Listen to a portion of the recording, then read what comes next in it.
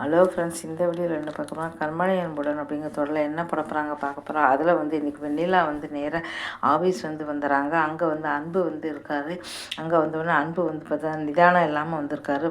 கற்று கற்று கற்று கற்றுன்னு கத்துறாரு. ஆஃபீஸில் எல்லாருமே வந்துடுறாங்க.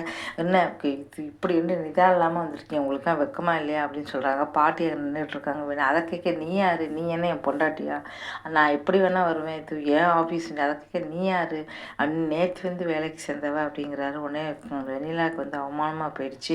நான் சொல்ல கேளு, நீ சொல்ல கேட்க நான் என்னத்துக்கு நீ அப்படின்னு சொல்கிறாரு. உடனே பார்த்தீங்கன்னா, எங்கள் வீட்டில் நீ தங்கியிருக்க, என் வீட்டை விட்டு வெளில போ அப்படின்னு சொல்லி கத்துறாரு. இந்த வீட்டில் தங்கிக்கிட்டு அராஜகம் பண்ணிக்கிட்டு இருக்கியா அப்படிங்கிறாரு.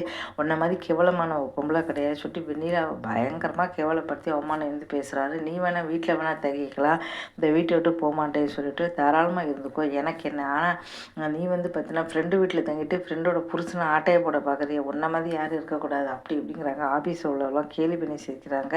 அன்று வார்த்தையை அளந்து பேசுங்க, நான் ஏன் அளந்து பேசணும், உனக்கு எனக்கு என்ன சம்மந்தம், என்றைக்குனாலும் கண்மணி தான் என் பொண்டாட்டி, நீ என் பொண்டாட்டி கிடையாது அப்படி இப்படின்னு சொல்லிட்டு கற்று கற்று கற்று கற்றுன்னு கத்துறாரு. அதெல்லாம் பாட்டி கேட்டுக்கிட்டு இருக்காங்க. என்ன பாட்டி, என்ன இவளுக்கு தாளம் போட்டுக்கிட்டு இவ்வளோ வீட்டில் வச்சுக்கிறேங்கிறீங்க, அப்புறம் நான் ஆஃபீஸுக்கு வராமல் நான் எங்கே தங்குறது, நீங்கள் ஃப்ரெண்டு வீட்டில் தங்கியிருக்கீங்க, உங்கள் வீடு நீங்கள் தங்குங்கன்னு ஃப்ரெண்டு சொல்கிறாங்க. என் வீட்டில் தான் நீ உட்காந்துருக்கிய, நான் எங்கே தங்குறது, நீ தங்கினா நான் எப்படி தங்க முடியும் அப்படி இப்படின்னு சொல்லிட்டு வெண்ணிலா பயங்கர கேவலப்படுத்தி அவமானப்படுத்துகிறாரு. இன்றைக்கினாலும் கண்மணி தான் என் பொண்டாட்டி, நீ கிடையாது, ஞாபகத்தில் வச்சுக்கோ, ஃப்ரெண்டு வீட்டில் அநியாயம் பண்ணுற அக்கறம் பண்ணுறான்னு சொல்லி கற்றுன்னு கத்துறாரு. அத்தனை பேர் சிரிக்கிறாங்க. நல்லா கேவலப்படுத்தி விட்றான்னு சொல்லலாம். பாட்டி எவ்வளவோ சொல்கிறாரு, உன் பேச்சு கேட்க வேண்டிய அவசியம் கிடையாது அப்படின்னு சொல்கிறாரு. ஆஃபீஸுக்கே வரமாட்டார் அப்படின்னு நினச்சோன்னா ஆஃபீஸுக்கு பயங்கரமாக பேசுகிறாரு. இப்போ தான் இந்த சீரியல் இப்போ தான் விறுவிறுப்பாக போய்கிட்டு இருக்கு சொல்லலாம். நல்ல வெண்ணிலா திட்டுன்னு திட்டிடுறாரு. ஏற்கனவே பார்த்தீங்கன்னா வீட்டில் அவங்க அத்தை பயங்கரமாக திட்டாங்க. ஏற்கனவே வெண்ணிலா கடுப்பாக இருக்காங்க. அதில் காணாதுன்னு சொல்லிட்டு அன்புவை தேடி அவர் வேறு கழுத்தை பிடிச்சி தள்ளி வெளில வச்சு அவர் வந்தார். இன்றைக்கி பார்த்தீங்கன்னா ஆஃபீஸில் பார்த்தீங்கன்னா ஆஃபீஸ்லையுமே திட்டுறாரு. இதனால் வெறுத்து போச்சு. கண்மணிக்கே வெண்ணிலாக்கே சந்தேகம் வந்துச்சு. அன்பு சொல்கிறது உண்மை தானே, உண்மையிலே அவருக்கு நம்ம பிடிக்கலையா அப்படின்னு சொல்கிறது.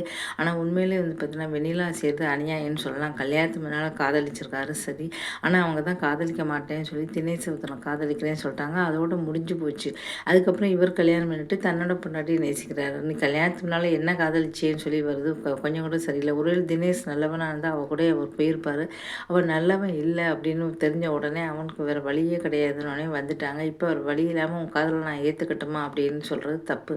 அது கல்யாணம் ஆகலைன்னா பரவாயில்ல, கல்யாணம் ஆயிடுச்சு, இவங்க வாழ்க்கையை கெடுக்கிறது ரொம்ப ரொம்ப ஒரு தவறான ஒரு விஷயம். இப்போ தவறான ஒரு விஷயத்தை தான் வெண்ணிலா பண்ணிக்கிட்டு இருக்காங்க.